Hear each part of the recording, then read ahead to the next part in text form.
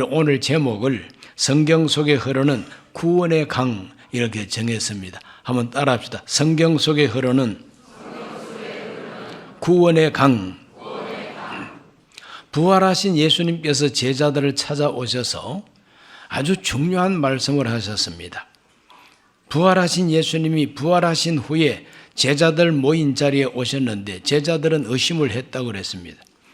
주님께서 의심하지 말라고 내가 진짜 부활했다는 걸 확실하게 증거하기 위해서 구운 생선 토막을 잡수시기까지 하면서 자기의 부활을 제자들에게 증거했습니다. 그 자리에서 주신 말씀이 누가복음 24장 44절입니다. 또 이르시되 내가 너희와 함께 있을 때에 너희에게 말한 바 곧 모세 율법과 선지자의 글과 시편에 나를 가리켜 기록된 모든 것이 이루어져야 하리라 한 말이 이것이라 하시고, 예수님께서 구약 성경을 세 가지로 분류하셨습니다. 모세 율법, 선지자의 글, 시편. 그럼 역사서는 어디 갔을까? 그 역사서는 유대인들은 그 선지자가 기록한 것도 인정하지만 성문서로 포함시켰습니다. 그렇기 때문에 시편이라고 하는 이 성문서 안에 역사서가 포함이 되는 것입니다. 이 구약 성경을 분류하는 바로 그때 당시 유대인들의 성경 분류법을 예수님께서 제자들에게 말하면서 모세 율법, 선지자의 글, 그리고 시편에 나를 가르쳐 말씀했다는 겁니다. 예수님을 가르치고 있다는 거죠. 그러므로 구약 성경은 그 핵심이 바로 예수님이십니다. 그 예수님을 가르쳐 하신 말씀이 성경에 있고 그것이 바로 이것을 두고 하는 말이다. 예수님이 죽으시고 부활하신 것이 바로 구약 성경이 말하고 있는 메시아가 이렇게 오셨다고 하는 것이 완성이 됐다고 하는 의미가 됩니다. 그러므로 모세 율법, 선지자의 글, 시편에서 예수님 자신을 가리켜서 기록된 모든 것이라고 주님 말씀하시고, 요한복음 5장 39절에 보면은 너희가 성경에서 영생을 얻는 줄 생각하고 성경을 연구하거니와 이 성경이 곧 내게 대하여 증언하는 것이니라. 성경에서 영생을 얻는 줄 생각하고 성경을 연구하라 그랬습니다. 그런데 이 성경이 바로 나를 증거하는 것이라 그랬어요. 한번 따라 하실까요? 성경은 예수님을 증거하는 책이다. 창세기부터 요한계시록까지 모든 성경은 예수님을 가리키고 있습니다. 예수님을 가리키고 있습니다. 예수님이 핵심이고 예수님이 목적인 것입니다. 그 예수님께 도달하게 하는 것이 성경의 목적이라 이 말입니다. 그래서 성경은 예수님께 도달하기까지 한 줄기 흐르는 강과도 같다. 이렇게 표현할 수가 있습니다. 구약 성경 창세기서부터 출발하는 바로 이 강, 예수님께 도달하는 이 강 이름을 구원의 강이라 이렇게 말할 수가 있습니다. 왜? 예수님은 구원자이시니까. 죄에 빠진 인간을 구원하시는 예수, 저주에 빠진 인간을 건져내는 예수, 죽음에 빠진 그 인간을 생명으로 건져내는 예수, 지옥에서 건져내는 예수. 이와 같이 예수님은 구원자이십니다. 그러므로 구원자 예수님께 도달하도록 우리를 몰고 가는 한 줄기 강, 이것이 바로 성경 전체에서 흐르고 있는 구원의 강이라 이 말입니다. 한강물이 흐르듯이, 낙동강이 흐르듯이 강물이 흘러간다고 하는 걸 연상을 하시기를 바랍니다. 그래서 저는 오래전에 우리 모든 성도들에게 교과서를 한 권씩 다 보급을 했습니다. 그 교과서 이름이 성경 속으로 래퍼팅하러 가자, 이렇게 이름을 정했습니다. 래퍼팅이 뭐냐? 그건 옛날 원시 시대부터 우리 인간들은 머리가 뛰어나니까 사냥을 해야 먹고 살고 나무 열매라도 따서 그걸 싣고 와야만이 먹고 삽니다. 요즘처럼 모신기하고 보리 농사를 짓고 그게 없을 때였습니다. 자연 그대로 있을 때에 동물들을 사냥을 하고 또 식물과 열매들을 채취를 하고 또 이걸 옮겨가고 그럴 때에 주로 강변을 중심으로 사람들이 모여 살았습니다. 그러면 사냥한 그 짐승들이라든지 채취한 것들을 어떻게 운반해 오느냐? 뗏목을 이용합니다. 그래 강에다가 뗏목을 만들어서 그 뗏목을 엮어가지고 그 뗏목에다가 사슴도 잡아가지고 싣고 노루도 잡아서 싣고 거기 여러 가지 나물과 그리고 먹을 수 있는 열매들을 잔뜩 채취해서 뗏목에다가 싣고 이제는 내려가는 겁니다. 그래서 교통수단이 될 수도 있고 또 수렵 채취에 아주 중요한 하나의 방법이 바로 뗏목 타기인 것입니다. 그러니까 이것이 이제는 점점 발전이 돼가지고 사람들이 뭐 사냥할 일도 없고 열매를 그리고 곡식을 옮길 운반 다 자동차 있으니까 그러니까 사람들이 이걸 가지고 이제 스포츠로 이제는 활용하게 됩니다. 수상 레저 활동으로 이것을 변형시켰습니다. 그래서 고무 보트를 크게 타고 여러 사람이 타고 노를 저으면서 급류를 타고 이제 내려오는 이런 수상 레저가 있습니다. 바로 그것이 래프팅이라고 그렇게 말합니다. 저도 지금보다는 좀 더 젊었을 때 이 래프팅 참 좋아했습니다. 그래서 강원도 동강에 가가지고도 래프팅 해보고 또 한탄강 가가지고도 래프팅 해보고 이렇게 급류를 타고 이렇게 내려오면은 신납니다, 그냥. 자, 이 래프팅을 이렇게 하면은 많은 것을 볼 수가 있어요. 그 한탄강에도 래프팅을 하는데 거기에 성일교라고 김일성이가 절반 건축하고 이승만 절반 건축했다 그래서 성일교가 있습니다. 강원도 저 철원군 문해리입니다. 거기에서 래프팅을 이제 시작합니다. 고석정 밑에서 시작을 해요. 그 고석정 밑에서 시작한 이 래프팅이 쫙 이렇게 급류를 타고 내려가면 저 밑으로 내려가가지고 이제는 더 이상 안 내려가고 거기서 차를 타고 다시 복귀하고 이런 데가 있는데 이 한탄강 래프팅을 하면은 그 강변에 이렇게 절벽들이 쫙 있습니다. 그 주상절리 절벽이라고 그럽니다. 주상절리.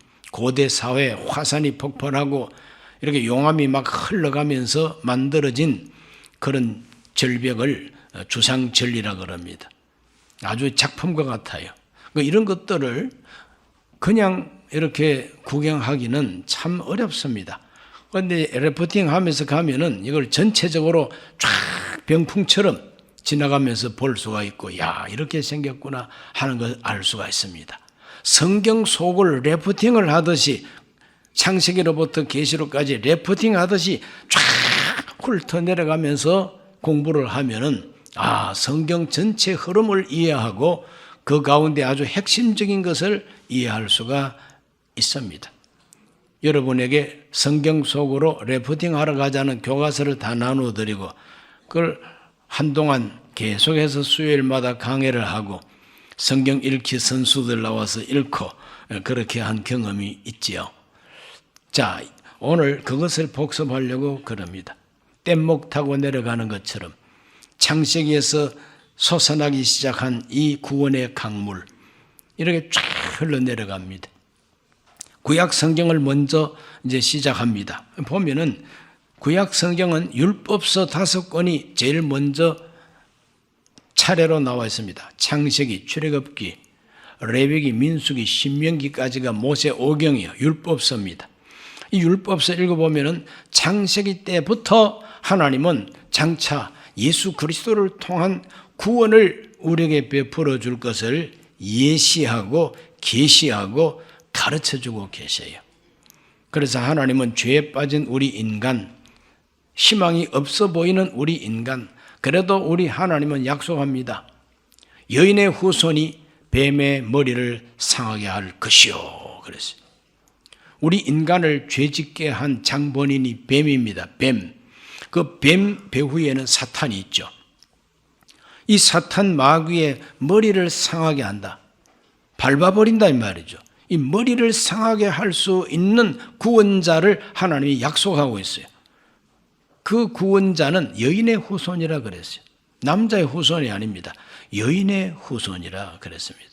그래서 갈라디아서 4장 1 보면은 때가 참에 하나님이 그 아들을 여인에게서 나게 하시고 이렇게 나와 있죠. 그러므로 여인의 후손 예수 그리스도가 창세기에서부터 계시되고 있습니다.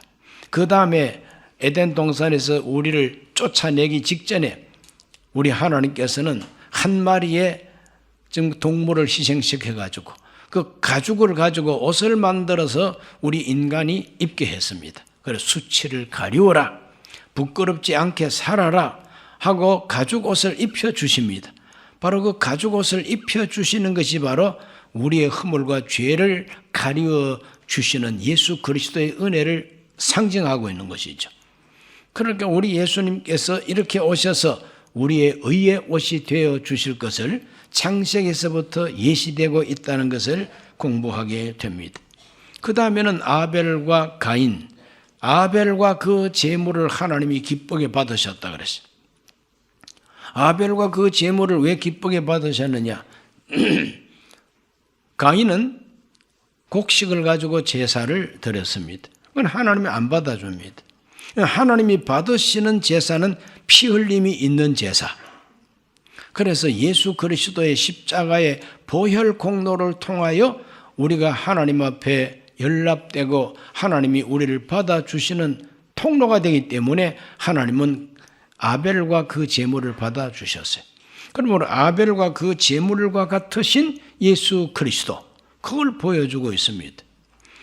그리고 난 다음에는 인간이 타락했을 때 대홍수가 터지고 노아가 하나님의 계시를 받고 방주를 건축합니다. 이 방주를 건설하는데 120년 걸렸어요. 이 120년 동안 방주를 지었어요. 그 방주 안에 들어가서 대홍수 심판을 견디고 이겨냅니다. 이거 하나님의 은혜죠. 그러므로 하나님의 은혜로 우리는 대홍수와 같은 이 마지막 대환란과 심판에서 구원받는 것을 가르쳐주고 계신 것입니다. 아브라함을 불러서 믿음의 조상으로 세울 때에 너의 후손으로 말미암아 너의 씨로 말미암아 천하 만민이 복을 받으리라 그랬어요. 천하 만민에게 복이 되는 아브라함의 후손이 바로 예수 그리스도이십니다. 그래서 마태복음 1장 1절을 딱 펴면은 구약 끝나고 신약 시작되는 첫 구절이 아브라함과 다윗의 자손 예수 그리스도의 세계 족보라 이렇게 나옵니다. 이렇게 연결이 되어 있죠. 율법서는 펴자 말자 창세기에서부터 장차 예수 그리스도를 통해서 우리를 구원하실 것을 미리 예시하고 모형으로 보여주고 계신다는 거죠. 그런 걸 놓쳐버리고 장차 오실 예수 그리스도에 대한 진리는 놓쳐버리고 아브라함이 어떻게 살았대? 아브라함이 100세 걸센 노인 할아버지가 애를 낳았단다. 뭐 그런 데만 관심이 있는 사람은 진리를 놓쳐버리는 거죠. 그건 핵심 진리는 바로 예수 그리스도를 통한 구원인 것입니다. 구원에 이르게 하는 강물줄기가 흘러가는 이 목적지가 바로 예수 그리스도인 것입니다. 출애굽기를 읽어보면 예수님은 유월절 어린 양으로 우리에게 계시되고 있습니다. 레위기서를 읽어보면 예수님은 우리의 제물이 되신다는 것을 알려주고 있습니다. 민수기를 읽어보면 광야 같은 이 세상에서 예수 그리스도가 우리의 지도자가 되신다는 걸 계시해주고 있습니다. 신명기를 읽어보면 예수 그리스도는 우리에게 복을 주는 말씀이 된다는 것을 모세가 증거하고 죽었습니다. 이렇게 모세 오경을 통해서 우리들은 예수 그리스도가 어떤 분으로 오실 것이라고 하는 것을 가르쳐주는 그 방향을 분명하게 알게 됩니다. 구약 성경 두 번째 큰 토막은 역사서입니다. 이 역사서가 12권이 있습니다. 여호수아서부터 에스더까지 이 12권의 역사서가 있습니다. 이 역사가 바로 굽이쳐 흘러내려오는 강물줄기와도 같아요. 강이 흘러갈 때에 그냥 도랑물처럼 졸졸졸 흘러가는 게 아닙니다. 강은 때로는 여울져 흘러가고 또 어떤 곳에는 급경사가 왔을 때는 아주 급류로 막 흘러갑니다. 급류로 흘러갑니다. 또 어떤 곳에서는 잔잔하고 넓게 퍼져서 흘러갑니다. 그런 곳에는 고기들도 많죠. 이렇게 역사서는 흘러가는 이 강물과도 같이 역사의 흐름을 우리가 볼 수가 있어요. 모세가 죽고 여호수아가 가나안 땅을 전쟁으로 정복하는 그때부터 역사가 시작됩니다. 그 이스라엘 역사가 그렇게 위대한 정복 전쟁으로 출발을 하고 사사기를 통해서 그 다음에 사사기 끝나면은 룻기, 그 다음에 사무엘 상하, 열왕기 상하, 역대 상하, 그리고 나중에는 에스라, 느헤미야, 에스더 이렇게 이제 쫙 이렇게 흘러갑니다. 그 굽이쳐 흘러가는 그 강물 같은 이 역사 속에 한 가지 큰 메시지가 뭐냐? 이스라엘 역사 속에 하나님의 율법, 하나님의 원칙이 적용된다는 겁니다. 하나님의 원칙이 적용돼요. 그래서 하나님 말씀을 순종하면 그 역사가 복을 받고 불순종하면 고난을 당하고 결국에는 그 역사가 멸망에 도달하게 됩니다. 강이 흘러가다가 폭포가 될 수 있잖아요. 래프팅 하다가 폭포와 같은 것을 만나면은 래프팅 보드가 뒤집어져 버려요. 그럼 모두가 다 물 마셔야 됩니다. 구정물 같은 물. 어떤 사람은 죽기도 합니다. 래프팅 하다가 죽기도 해요. 그래 래프팅 하기 전에는 서약서를 씁니다. 혹시 래프팅 하다가 사망하더라도 업체한테 책임을 묻지 않겠다. 그거 서명하고 래프팅합니다. 그만큼 래프팅에는 조금 위험성도 따르는 거죠. 언제가 위험하냐? 급류를 탈 때. 언제가 위험하냐? 폭포처럼 떨어지면 그거는 영락없이 막 뒤집어지는 거죠. 그래서 역사서를 읽어보면 잔잔할 때도 있지만 아주 위험할 때도 있었고 나중에는 폭포가 돼가지고 이스라엘은 아시리아에게 멸망하고 유다 왕국은 바벨론에게 멸망해버리는 멸망의 이야기가 나옵니다. 그 멸망해도 그게 끝이 아니라는 겁니다. 뒤집어졌던 그 보트를 다시 세워서 새 출발하는 역사가 또 성경이에요. 그게 바로 에스라, 느헤미야, 에스더 여기에 기록이 되어 있습니다. 자, 이와 같이 역사 속에는 하나님의 거룩한 원칙이 적용된다는 걸 볼 수가 있고 또 그 역사 속에 우리 예수님이야말로 진정한 대장이 되시고 예수님이야말로 진짜 참된 왕이 되신다는 걸 우리에게 가르쳐주고 있습니다. 왕 중의 왕이 바로 다윗입니다. 전쟁을 지휘하는 대장 중의 대장이 여호수아입니다.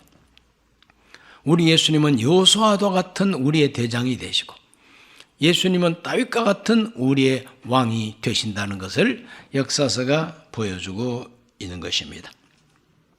우리 모두가 구약에 나오는 역사서를 통해서 역사 속에서 하나님이 어떻게 섭리하는가를 알고 배워야 되는 것이고 지금 현재 우리 대한민국 역사도 역사서에 나오는 하나님의 진리, 역사서에 나오는 하나님의 역사 관리 방법 이런 걸 들여다보면서 배워야 되는 것이죠.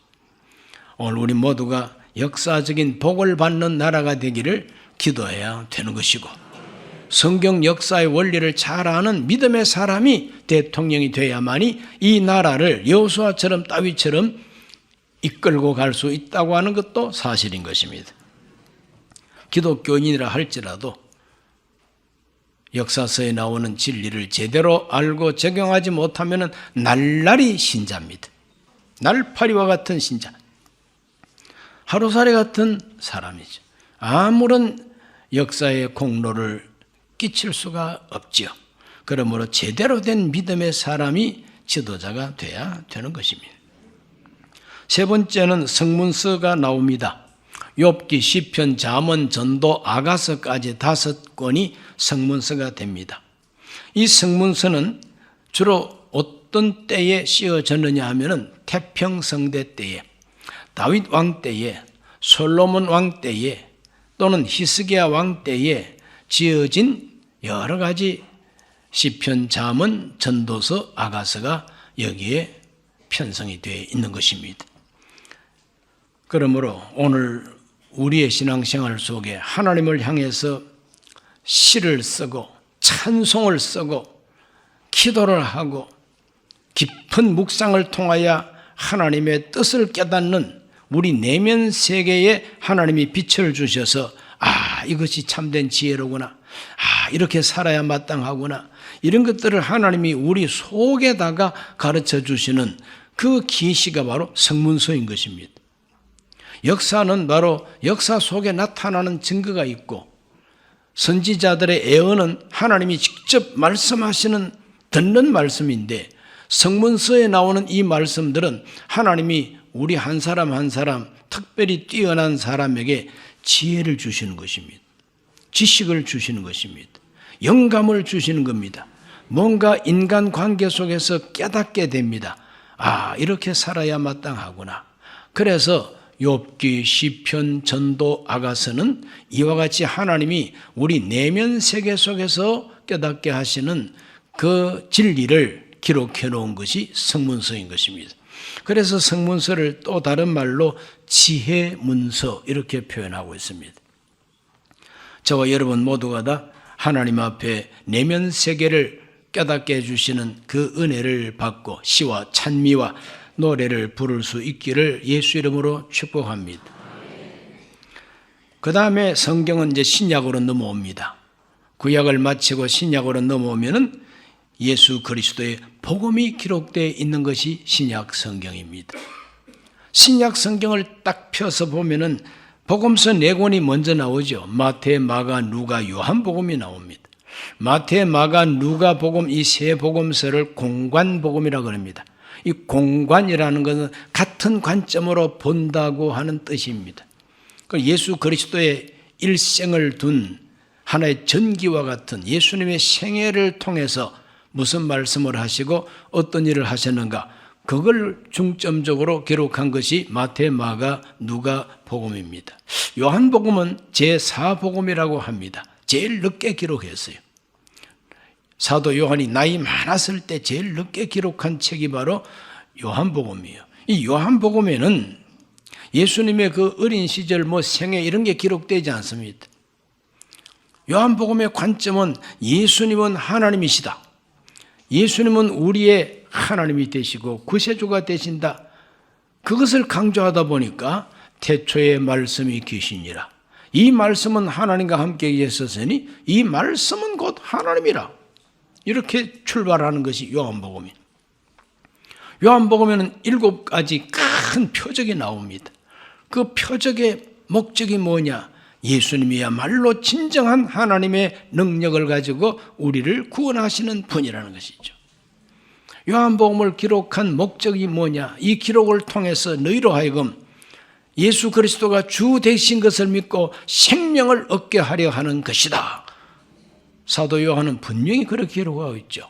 그러므로 우리는 신약 성경을 펴자마자 예수 그리스도의 생애와 생애 속에서 남긴 말씀과 그가 무슨 일을 하셨는가 하는 것과 그가 참으로 하나님의 독생자라고 하는 증거를 사복음을 통해서 만나게 되는 것입니다.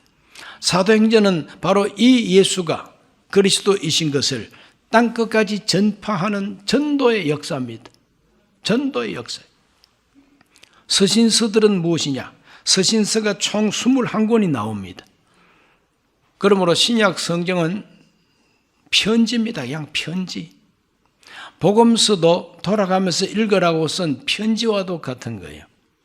회람, 나도 읽고 너도 읽고 모두가 다 돌아가면서 읽으라고 쓴 편지와 같아요. 그래서 신약 성경 전체는 편지입니다. 그냥 편지.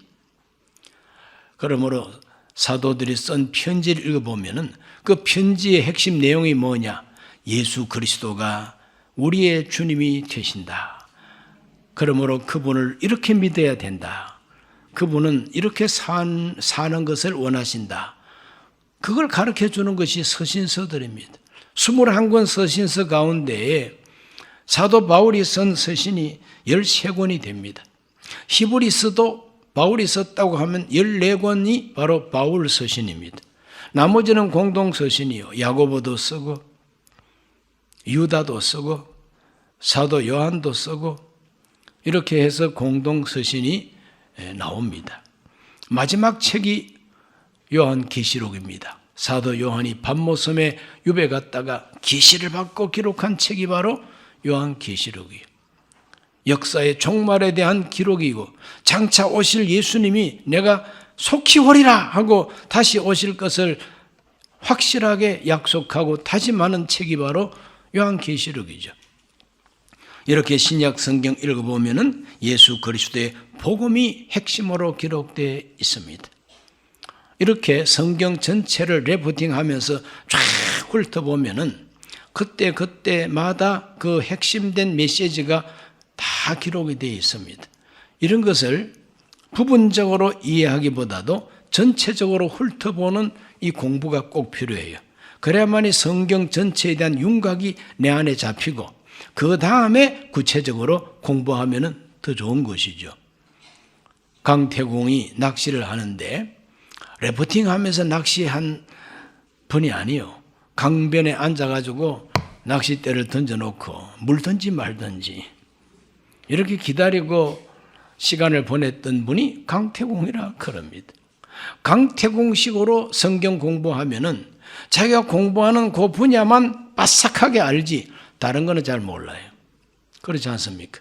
그러나 레포팅을 하다 보면은 여기에는 넓은 지금 호수 같은 데가 있고 어디 가면은 막 급류가 있고 어디 가면은 쏘가리가 많고 어디 가면은 붕어떼가 있고 이건 내가 다 압니다. 이렇게 전체적인 이해가 필요하기 때문에 성경 속을 레포팅하자 이런 공부를 한 적이 있습니다. 이 신구약 성경 전체적으로 언제부터 언제까지 기록했느냐? 바로 그것은 출애굽한 이후 모세가 기록하기 시작하고 맨 나중에 사도 요한이 요한계시록을 기록할 때까지 그 시간이 바로 1600년 가까이 됩니다. 한 1600년 동안에 많은 사람들이 기록을 남긴 것을 한 책으로 모아둔 것이 성경 전서예요. 그러니까 이 성경은 이 세계 역사의 최대 책임을 우리가 알게 됩니다. 다른 모든 책은 이 성경책에 비교하면은 그렇게 역사가 오래전도 아니고 또 긴 역사 속에 기록된 것도 아닙니다. 그러나 이 성경책은 가장 오래전에 기록되기 시작했고 그리고 이 기록한 기자도 40명 가까이 기록을 하고 있습니다. 이런 걸 모아놓고 한 책으로 읽어보면은 꼭 한 사람이 기록한 것처럼 주제가 같다. 그 주제가 바로 뭐냐? 예수 그리스도를 향해서 흘러가는 강과 같다는 거죠. 그래서 성경 속을 흐르는 강, 그 강 이름을 구원의 강이라. 구원자를 만나러 가는 강이 바로 이 강이다 이 말이죠. 오늘 우리 모두는 그냥 할 일 없이 너무 심심하니까 그냥 노들 강변 봄보들 늘어진 강변에 춤이나 추러 가는 거 그거 아니다 이 말. 우리가 성경 공부하는 것은 목적이 뚜렷합니다. 우리의 구세주, 우리의 구원자 예수께로 가는 것입니다. 예수님을 더 바로 깊이 만나게 되시기를 주 이름으로 축원합니다. 그래서 성경을 공부하는 건 참 중요합니다. 디모데후서 3장 14절에 바울이 권면합니다. 그러나 너는 배우고 확신한 일에 거하라. 너는 네가 누구에게 배운 것을 알며 그랬어요. 따라합시다. 배우고 확신한 일에 거하라. 배우고 확신하라 이 말입니다. 그러므로 우리들은 그냥 예배당만 왔다리 갔다리 하는 그런 교인이 되지 말고 배우고 확신하는 게 있어야 된다는 거죠. 진리를 확신해야 된다는 거죠. 하나님은 이와 같은 계획을 세우고 이와 같이 우리를 구원하셨구나 하는 걸 성경 공부를 통해서 확신해야 된다는 겁니다. 15절 말씀 읽어보면 또 어려서부터 성경을 알았나니 성경은 능히 너로 하여금 그리스도 예수 안에 있는 믿음으로 말미암아 구원에 이르는 지혜가 있게 하시느니라 그랬어요. 구원에 이르는 지혜가 있게 하느니라. 그러므로 성경이 가르치는 가장 핵심이 뭐냐? 구원에 이르게 하는 지혜를 우리에게 준다는 것이죠. 그 성경 공부를 해서 막 지식은 잔뜩 이렇게 쌓았는데 구원받지 못한 상태로 있으면 그건 헛수고한 겁니다. 자세한 건 많이 몰라도 예수 그리스도를 통해서 내가 구원받은 확신을 갖고 있으면 그 사람은 성경 공부 진짜 제대로 한 사람이죠. 그러므로 우리는 배우고 확신하고 그 다음에 구원에 이르는 지혜, 구원을 확신해야 된다고 합니다.